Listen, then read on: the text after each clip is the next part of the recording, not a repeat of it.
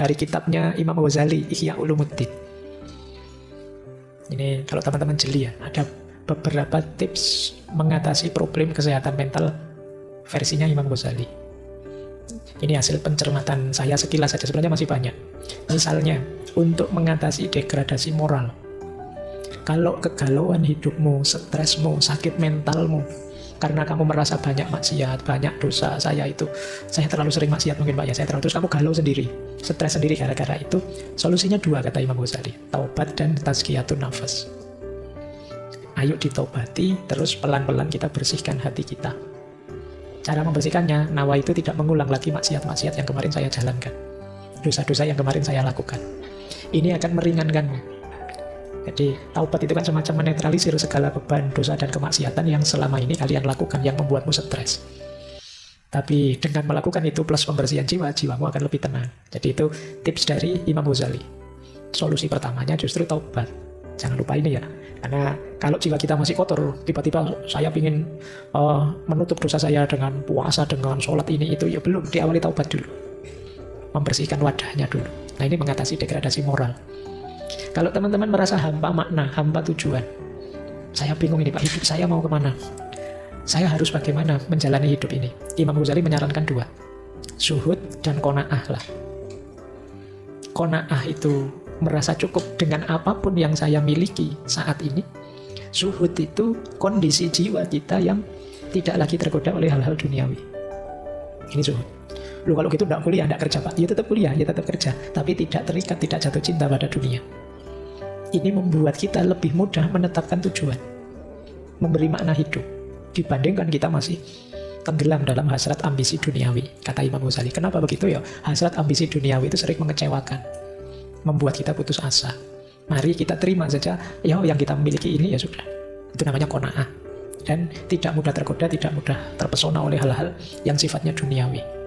Itu ada kata mutiara yang luar biasa dari Sayyidina Ali bin Abi Thalib. Beliau menyatakan, ya dunya hurri hoiri lakot tolak tuka salasatan.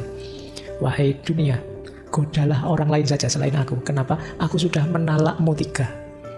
Jadi itu Ali bin Abi Thalib. Berarti ya itu membentuk jiwa yang zuhud. Saya tidak tahu kalian berani tidak bilang begitu. Wahai dunia, aku sudah talak tiga padamu, tidak mungkin rujuk lagi sudah. Baik, ya kalau di usia-usia kalian masih tidak gampang untuk qanaah. Tapi boleh latihan. Intinya bagaimana jiwa kita tidak terikat dengan dunia.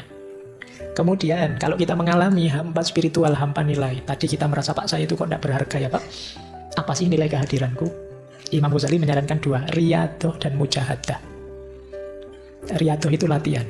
Sederhananya, ya bentuklah dirimu biar jadi orang yang bernilai berharga. Jadi riyadoh itu ya amal-amal keagamaan kamu jalankan, maka kamu merasa bernilai dalam hal agama.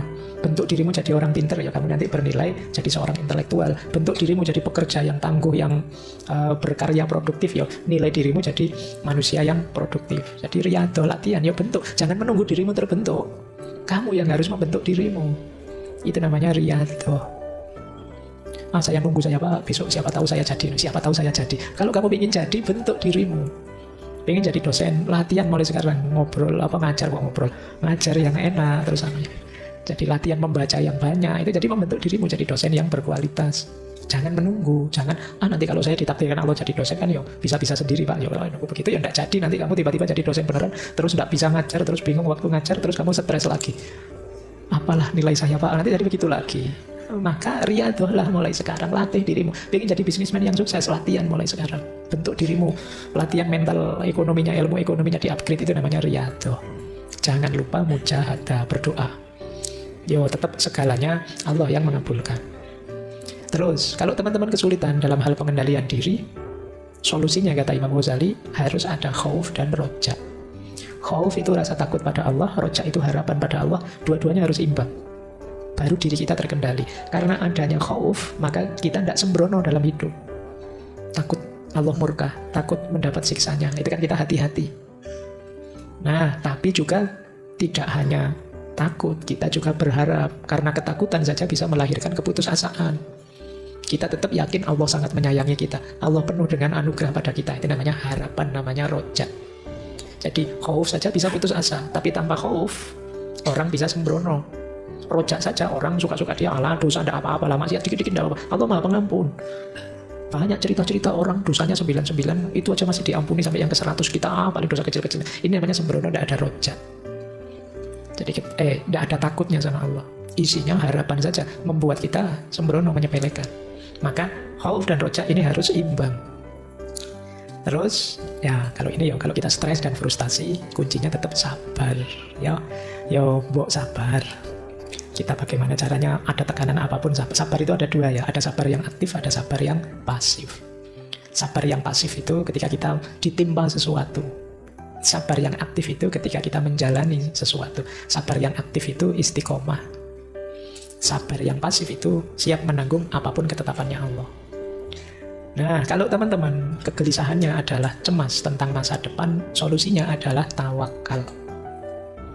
Tawakal itu berarti sepenuhnya pasrah pada Allah. Iya, tapi setelah didahului ikhtiar. Kalau teman-teman takut masa depannya suram, ayo dirancang sejak sekarang, biar tidak suram. Setelah dirancang, dijalani, pasrahkan hasilnya pada Allah. Itu namanya tawakal. Kalau belum ada ikhtiarnya, belum bisa disebut tawakal. Jadi kalau teman-teman cemas, jangan diam saja, Pak, masa depan saya gimana, Pak? Ayo berusaha. Rancang yang baik, jalani dengan baik. Kalau sudah dijalani, pasrahkan hasilnya pada Allah, itulah tawakal.